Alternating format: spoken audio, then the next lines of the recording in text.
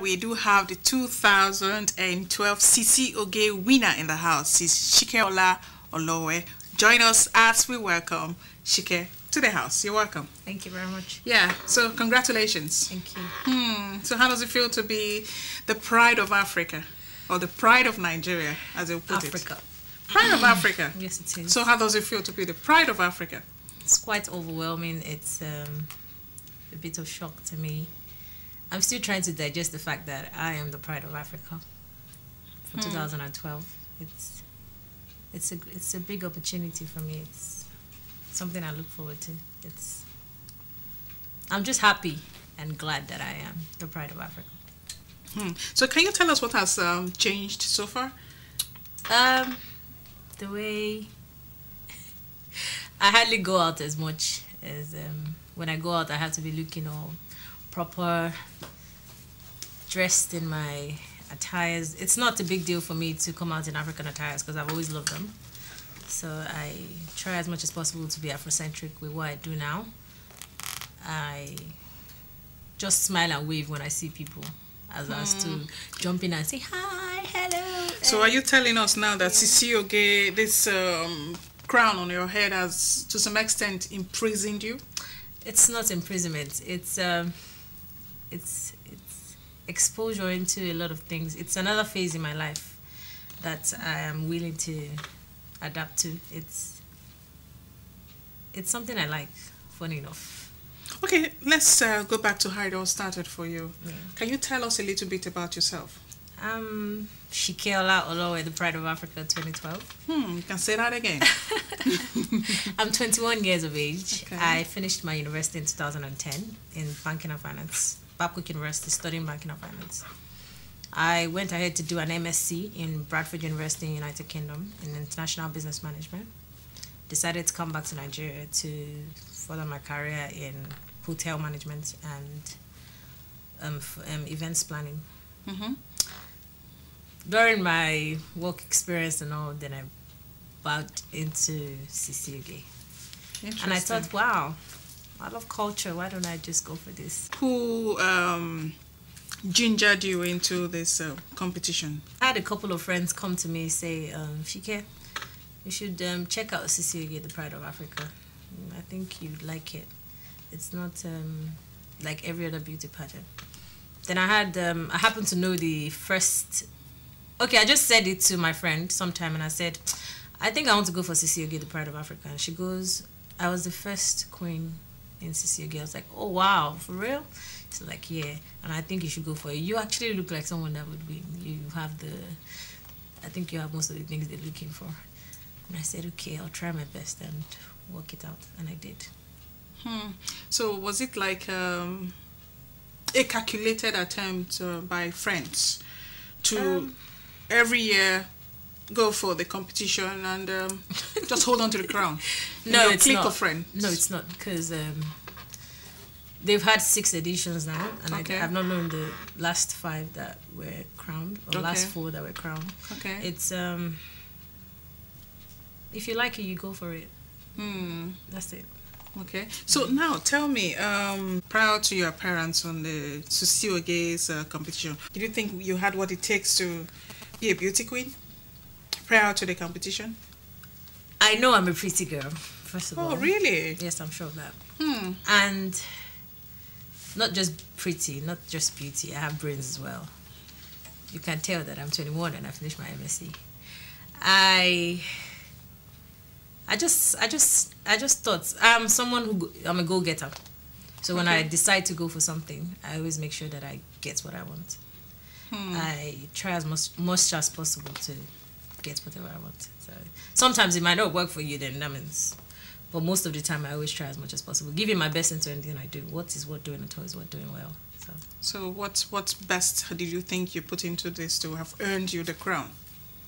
When we were in camp, or we're at camp, I had my supervisor or my camp master tell us, you have to do this, everything is on paper. If you wake up late, you're in trouble. And you do this, you do that. You had to do a lot of things. You had to, we had to meet up to some particular things. You had to get the dance routines, know how to catwalk properly, wake up early and do your exercises. It was quite challenging for me, to be honest, but I put my best into it. And with God's help, I'm here today. Great. Have you ever entered into any beauty competition before? No, I haven't. This is your first? It is. And you came out standing tall. The winner. Yes, I am. That's interesting. Congratulations Thank you very much. Yeah, so can you chronicle your experience? Can you chronicle your experience while in camp? I used to get punished a lot because I used to wake up late. Okay, that's your weakness? And yes. You love sleep. I do a lot.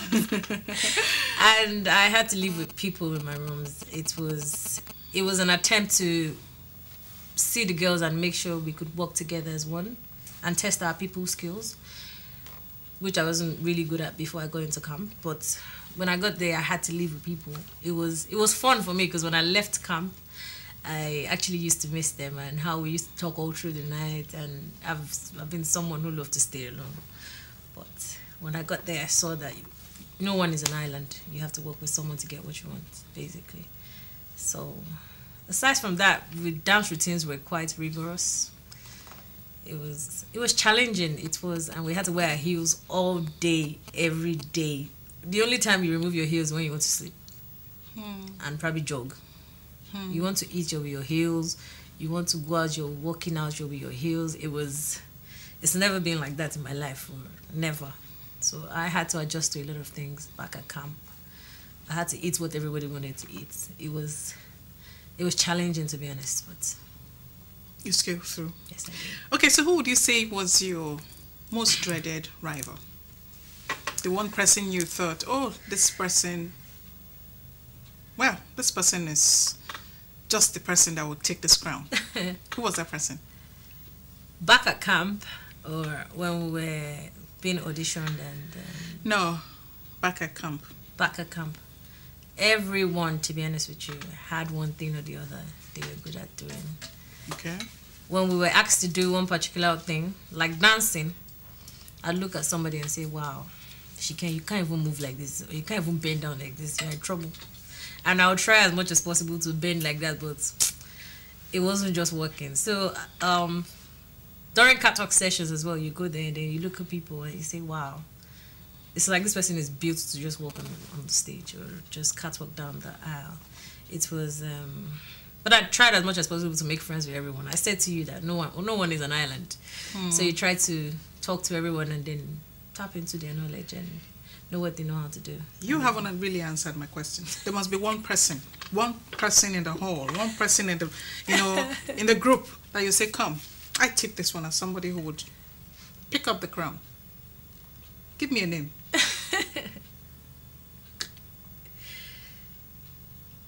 I didn't get threatened up until we got on the stage.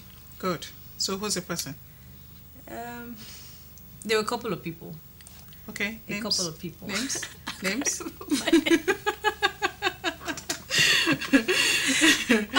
Names?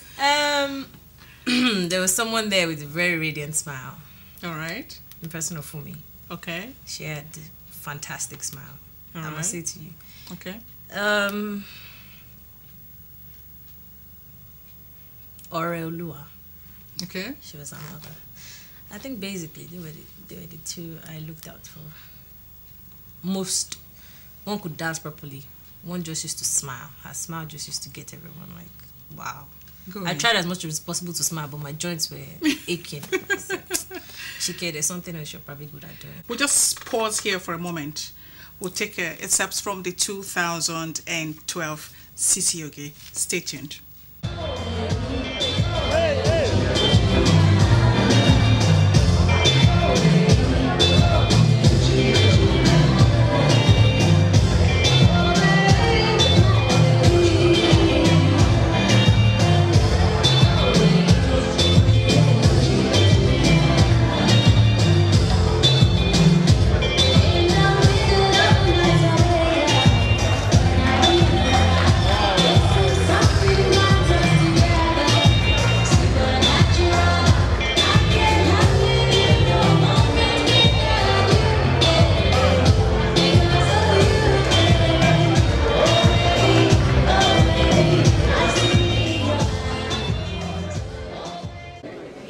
like to employ most of us today that we should try as much as possible to adapt our culture, because one without culture has no history, and one without history has no future. Today, I understand that globalization has brought about most of us wearing Malaysian hair, Brazilian hair, bum shorts, and all that stuff. But I can tell you today that in front of you here, I have an African hair on, and I have an African attire on me. Don't I look very pretty today?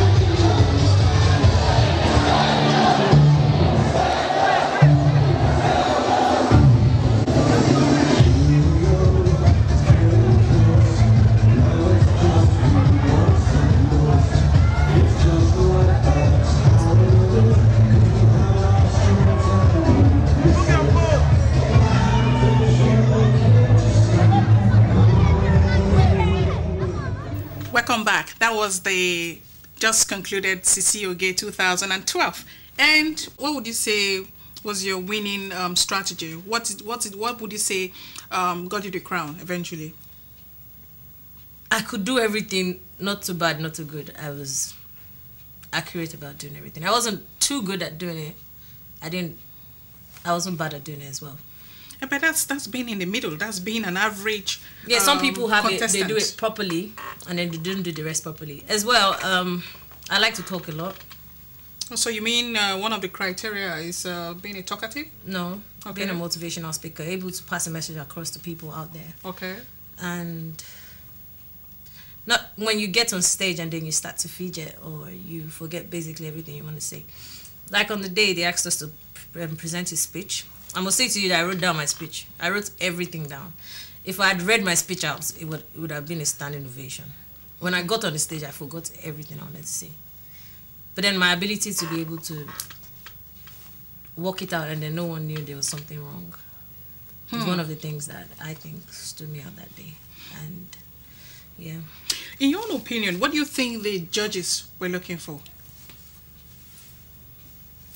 They were looking for someone who could pass a message across to the public, who could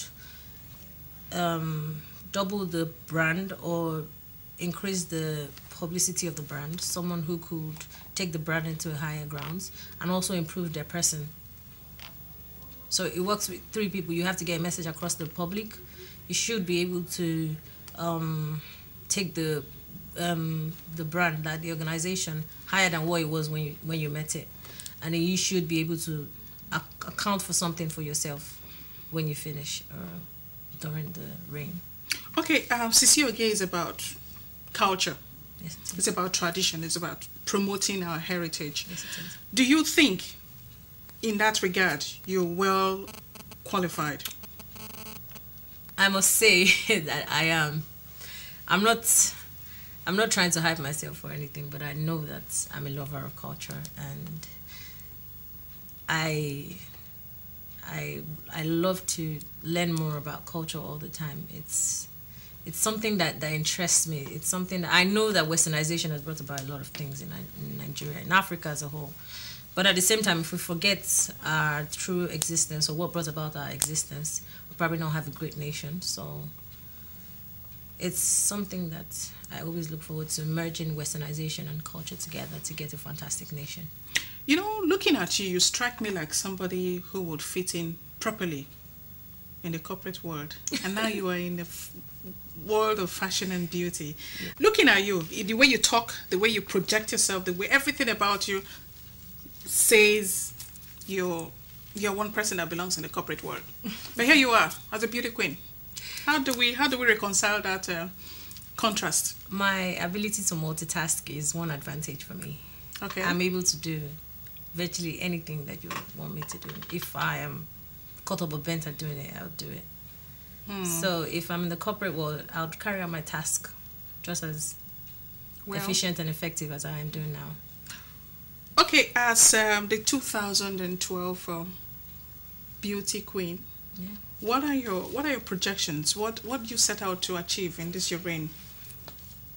When I came into Sisi Oge, I'd like to pass a message across to everybody in the world, everybody in Africa, everybody in Nigeria. I'd like to make my reign known to the youths, the children, and the age group as well. I plan on doing a CYA project. It's called the Children, Youth, and Aged Project. For the children, I tend on doing something they call Triple C. It's a pet project. It's called Children's Cultural Center. It's a platform whereby, or a medium for children to come together and learn more about their culture. When I was young, I used to watch Tales by Moonlight, and I learned a bit about some things. I heard about the tales, folk tales. Now, our children will probably watch, or my younger ones will probably watch Ben 10 and Powerpuff Girls. And I found fun. I was happy that I learned about the tortoise and the elephant and why one had a big eye. It was something to look forward to, watching, sitting down, waiting for Tales by Moonlight to come on. So it's a medium to bring out children and make them understand that even if westernization has come into play, we shouldn't forget our culture, because there's something still interesting about it. With the youths, I know most of us, or most of the youths of nowadays, love entertainment. So I would use my reign to get them across in the entertainment sector, and also not forget culture. We don't have to dance to Chris Brown before we know that we're happy or we're being entertained. So after your reign, what next?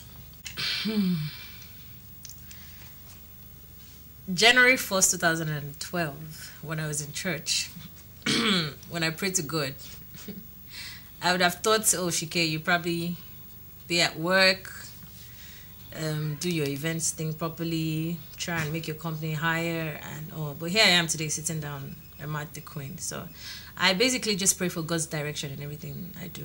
And I know that He would always lead me. I do not know where I'm going to be. So for you, the future is bleak. Yes, right now. It's full of hope. And I know that that's one of the heritages we've left, our forefathers have left for us as well. There's always hope in front. There was always lights at the end of that tunnel. So I look forward to it all the time. Great. I know a lot of people are looking at you and they're admiring you already. I'm sure you have a lot of fans. Do you have a boyfriend already? Or people should apply? I'd rather keep my relationship confidential. Oh, it means she's taking. We'll get the message. Well, thank you so much. Thank you. Yeah, so we wish you the very best. Thank you very much. So viewers, on that note, we want to say thank you so much for staying tuned to Saturday Night. Until next week when we'll come up with another guest, it's been Saturday Night. Have a pleasant night.